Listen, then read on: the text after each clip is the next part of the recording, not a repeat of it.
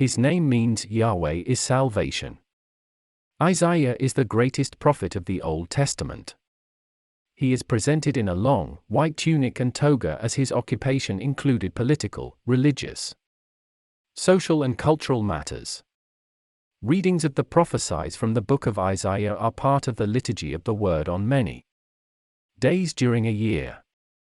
They are most significant in Advent, because Isaiah was preparing the faithful for coming of Messiah, and his prophecies are mostly about this event.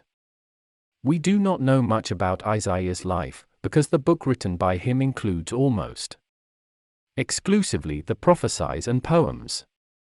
From the scarce information he gave us, we can assume that he lived in the 8th century BC. He must have come from an aristocratic family because he had good education. The proof for that is his deep knowledge of politics, religion, society, and culture. Isaiah was married and had 2 sons whose names were symbolic and related to his visions. He served 2 kings of Israel as an advisor and a prophet. Moral teachings are very common in the book of Isaiah. He condemned the moral decay, idolatry, and only apparent religiousness of the Hebrews. The prophecies of Isaiah are mainly related to the future of Israel and Jerusalem. Many of them is connected to the prophesied coming of Messiah. In the book of Isaiah we can also find the descriptions of the visions of rewards for obedience and punishments for ignoring the laws of God.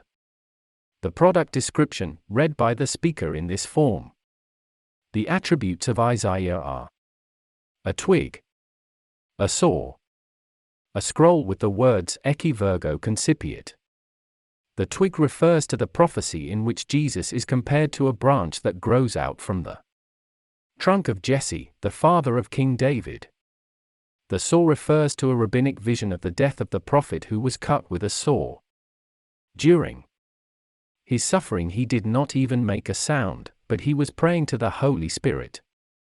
The scroll with the words Ecce Virgo concipiet in Latin means, behold, a virgin shall conceive. That reminds us of the prophecy about Messiah who was born from a virgin.